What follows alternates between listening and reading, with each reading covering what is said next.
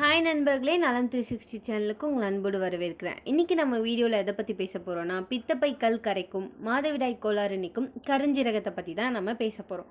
அதை பற்றி தெரிஞ்சுக்கிறதுக்கு முன்னாடி நலம் 360 சேனலை சப்ஸ்கிரைப் பண்ணாதவங்க சப்ஸ்கிரைப் பண்ணிக்கோங்க, மறக்காமல் பெல் ஐக்கானை ப்ரெஸ் பண்ணிக்கோங்க. வாங்க வீடியோக்குள்ளே போகலாம்.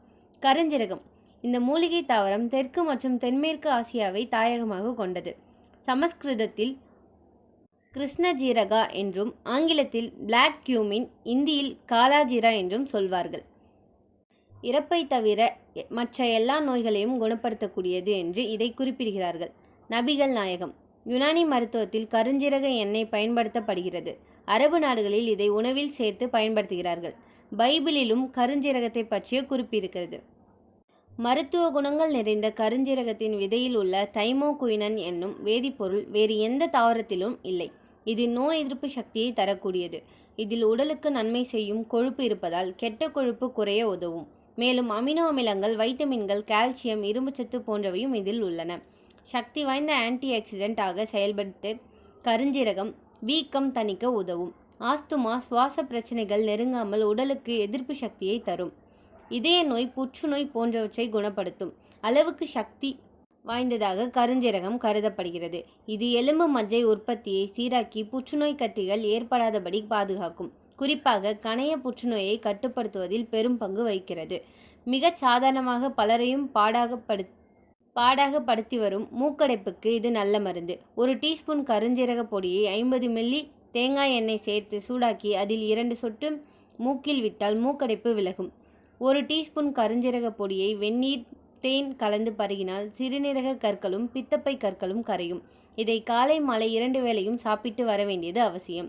தொடர் இருமலால் பாதிக்கப்பட்டவர்கள் ஒரு டீஸ்பூன் கருஞ்சீரக பொடியை 1/2 டீஸ்பூன் அரைத்த பூண்டு விழுதுடன் சேர்த்து தேனுடன் சாப்பிடலாம். இது நுரையீரலில் தேங்கியிருக்கும் சளியை அகற்றும். தோல் நோய்களுக்கும் கருஞ்சீரகம் நல்ல மருந்து. கரப்பான், சொரியாசிஸ் உள்ளவர்கள் கருஞ்சீரகத்தை பொடியாக்கி தேய்த்து குளிக்கலாம். இதனால் நோயின் தீவிரம் குறையும். அதனால் ஏற்பட்ட புண்களும் தழும்புகளும் மறையும். குளியல் பொடிகளில் இதை சேர்த்து பயன்படுத்தலாம். மாதவிடாய் கோளாறுகளின் போது அடிவயிறு கனமாகி சிறுநீர் கழிக்க சிரமப்படும் பெண்களுக்கு இது நல்ல மருந்து. வறுத்து பொடியை கருஞ்சீரகத்துடன் தேன் அல்லது கருப்பட்டி கலந்து மாதவிடாய் தேதிக்கு 10 நாள்கள் முன்பிருந்தே 1 டேபிள் ஸ்பூன் சாப்பிடலாம். இது வயிற்று வலி, இரத்தப்போக்கு உள்ளிட்ட மாதவிடாய் சிக்கல்களை சரி செய்யும். வயிறு கனம் குறைந்து நன்றாக சிறுநீர் வெளியேற உதவும். பிரசவத்துக்கு பின்னர் கர்ப்பப்பையில் சேரும் அழுக்கை நீக்க 1 டேபிள் ஸ்பூன் கருஞ்சீரக பொடியுடன் பனவெல்லம் சேர்த்து சாப்பிடலாம். குழந்தை பெற்ற 3வது நாளிலிருந்து காலை மாலை என 5 நாட்கள் தொடர்ந்து சாப்பிட வேண்டும். இதேபோல் வெந்தயம் 1/4 கிலோ, ஓமம் 100 கிராம், கருஞ்சீரகம் 50 கிராம் எடுத்து கருக விடாமல் வறுத்து பொடியாக்க வேண்டும். இதை 1 டீஸ்பூன் அளவுக்கு எடுத்து இரவு நேரத்தில் வெதுவெதுப்பான நீரில் கலந்து குடிக்க வேண்டும். இதை சாப்பிட்டதும் வேறு எந்த உணவும் சாப்பிடக்கூடாது. இப்படி தொடர்ந்து செய்து வந்தால் உடலில் தேங்கியிருக்கும் அனைத்து நச்சுக்களும் மலம், சிறுநீர், வியர்வை மூலம் வெளியேறும். தேவையற்ற கொழுப்பு நீங்கும். இரத்தம் சுத்திகரிக்கப்பட்டு இரத்த ஓட்டம் சீராகும். இப்படி பல மருத்துவ குணங்கள் நிறைந்த கருஞ்சீரகத்தை அவ்வப்போது உணவில் சேர்த்துக்கொள்வது உடல் நலத்துக்கு உத்தரவாதம் தரும்.